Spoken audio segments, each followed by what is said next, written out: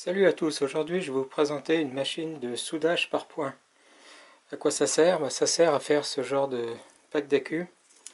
C'est pas des soudures au chalumeau, c'est pas des soudures à l'étain, c'est une forte décharge qui fait une soudure par points sur des lamelles.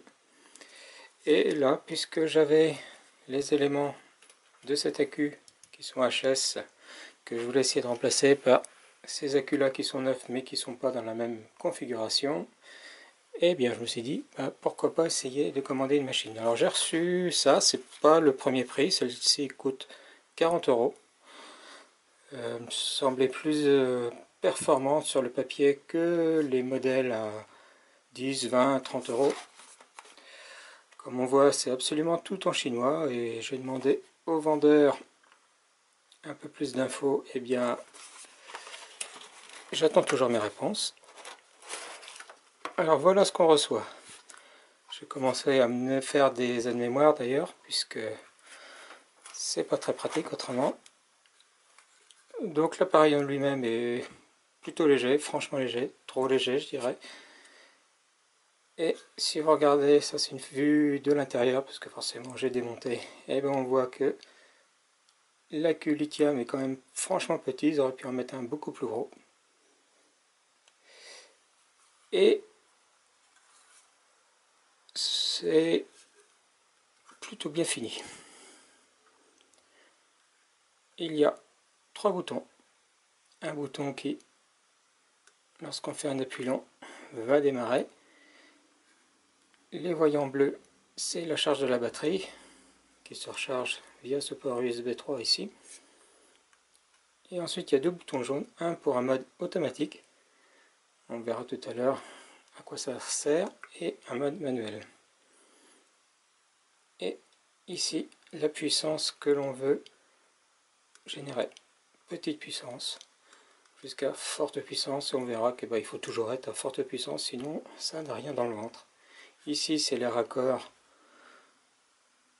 de bon calibre pour brancher les électrodes, et ici le bouton manuel.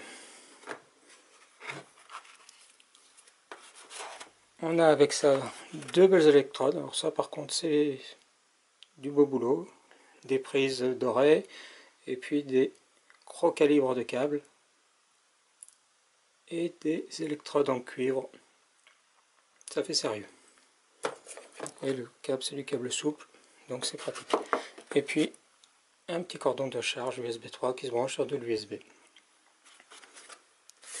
Et comme je disais, la notice, voilà, elle est intégralement en chinois. Donc, merci Google Translate. On va pouvoir faire des essais. Je vais pousser tout ça. Je vais mettre un tapis silicone. On branche les 2 électrodes, bien sûr, il n'y a pas de sens.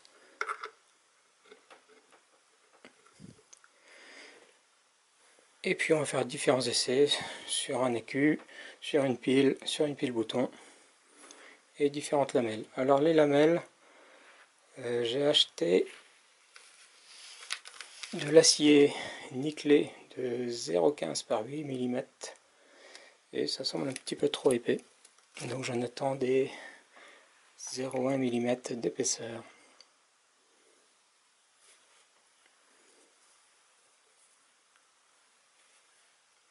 Donc je pose ma lamelle.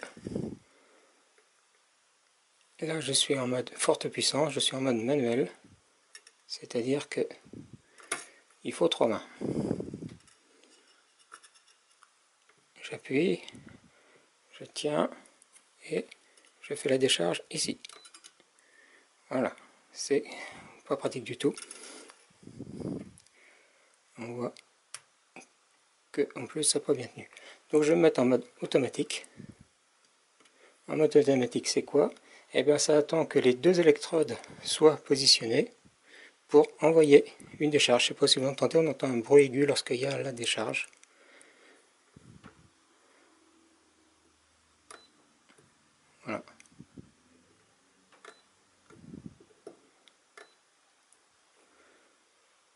Voilà, les décharges ont eu lieu.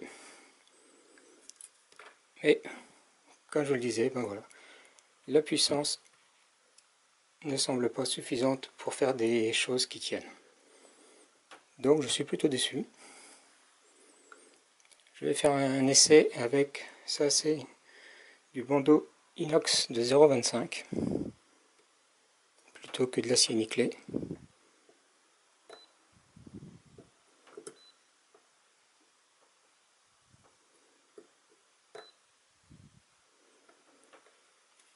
Le verdict, pas mieux.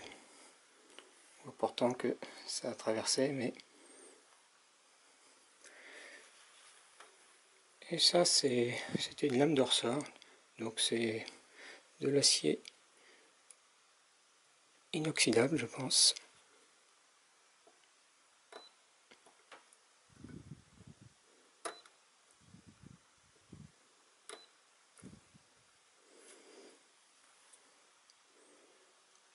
Le résultat est joli. Ça tient un tout petit peu mieux, mais comme on voit, c'est vraiment pas ça. On va faire un essai sur une pile. Donc je vais reprendre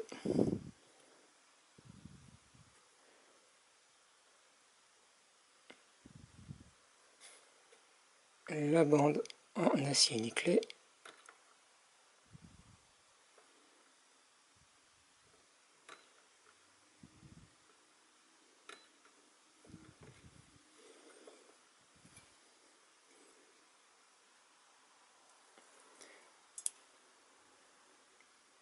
Pas beaucoup mieux. Et on va enfin tester sur une pile bouton. Je la frotte un petit peu. Je reprends ma bande.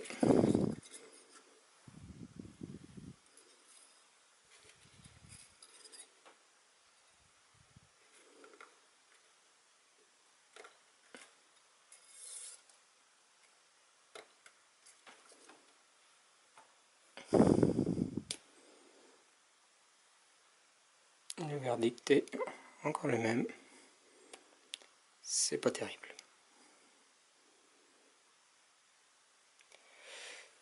Donc, eh bien, faudra voir avec de la bande complètement nickel, d'une autre épaisseur, si on obtient un meilleur résultat, parce que là, c'est vraiment pas extra.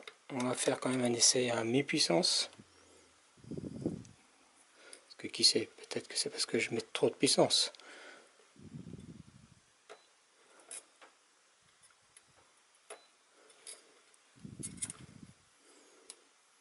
Non, c'est pas mieux. Donc voilà ce test, plutôt rapide et plutôt pour le moment sans appel. Ben, c'est pas une réussite. Je vais quand même tenter de faire ça, mais je pense que mes filaments ne vont pas tenir beaucoup. Allez, ciao!